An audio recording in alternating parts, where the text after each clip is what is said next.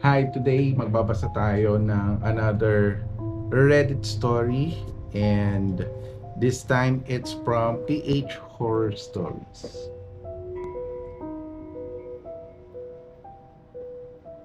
Hi everyone, ang sabi niya.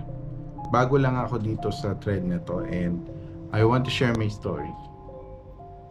Actually, marami na akong experience and by the way, I'm 26 years old.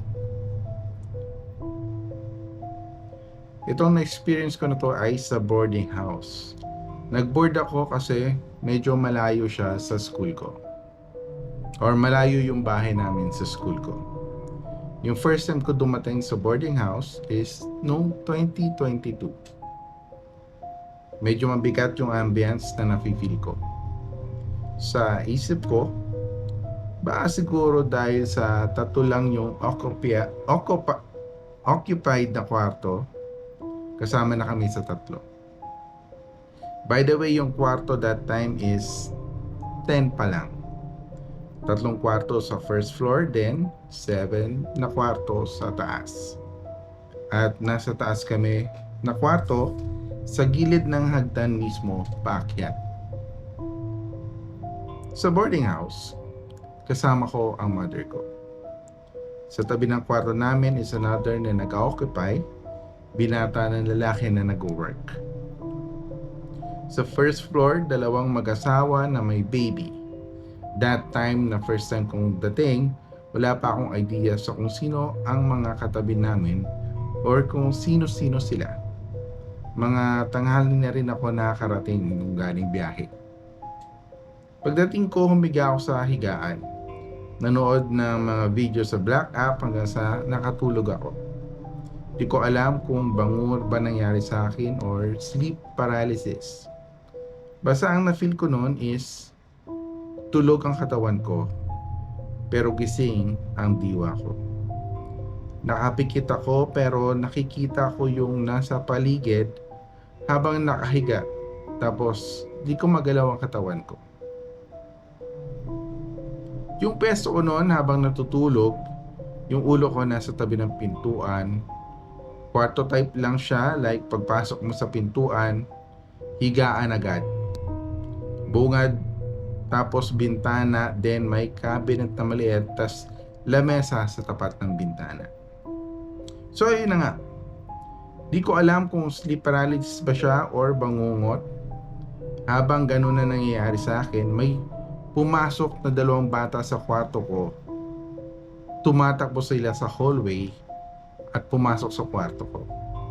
Alam kong hallway sila galing sa last kwarto kasi yung footstep nila habang tumatakbo, rinig na rinig ko. Pagpasok nila sa kwarto ko, tumingin sila sa akin, sabay tumawa at nagsalita ng, "Alis na tayo, nakakadisturbo tayo, sa susunod na lang tayo makipaglaro." Nakatapat sila sa ulo ko mismo. Nakatayo sila, nakangisi. Yung 2 bata ay isang lalaki at babae. Yung age nila is between 6 to 7 years old. Noong time na yon, nagtataka ako kung paano sila nakapasok sa kwarto ko. Gusto kong magsalita pero walang boses na lumalabas sa bibig ko. Gusto kong tumayo pero di ako magagalaw. Hanggang sa pinilit kong galawin ang mga daliri ko sa paa at kamay. Ilang minuto bago ako nagising. Nagising ako na pinagpapawisan, tapos nilalamig. Sabay tingin ko sa doorknob at sa pintuan. Tingin ako kung nakalak pa talaga itong mga to. At nakalak nga talaga sila. Ang ginawa ko noon, nagpatugtog na lang ako ng mga worship songs. And after 2 days, may mag-asawa sa first floor na nakasabayan ko maghugas ng plato. Common kasi yung lababo nila. Doon sila nagkwekwentuhan. At bago ko may share yung experience ko sa kanila, tinanong nila ako kung may napapansin daw ba akong mga bata na naglalakad sa hallway. Sinabi ko, wala.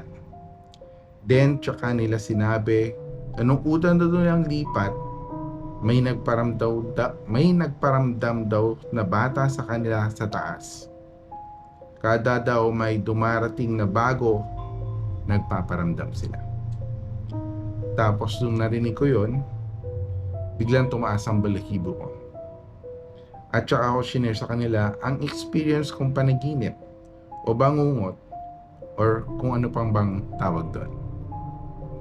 At doon nagtatapos ang ating kwento. Again, galing ito sa PH Horror Stories. Minsan may mga ganun tayong bangungot, no? Sabi ba natin bangungot or nightmare kapag natatakot tayo sa isang panaginip natin. Or isang vivid dreams na kung saan napaka-realistic nung na-experience nating panaginip. May personal experience ako sa ganitong dream. Usually, na-experience ko to kapag pagod na pagod yung katawan ko. Pero yung isip ko, gising na gising pa. Yung in between sleep and waking. Naalala ko noon, inutusan pa ako ng ex ko na kumuha ng tubig. At hindi ko alam na nanaginip na pala ako noon. So sa panaginip, inutusan niya akong kumuha ng tubig sa ibaba kasi nasa ibaba yung kitchen. At pagbaba ko ng hagdan, nakita ko siya na nakatayo sa hagdan. So sabi ko, sino ka?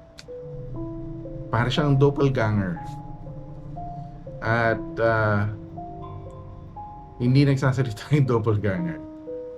Nakatitig lang siya sa akin. Siguro kung nasa isip ko lang to kung mas pinaibabaw ko yung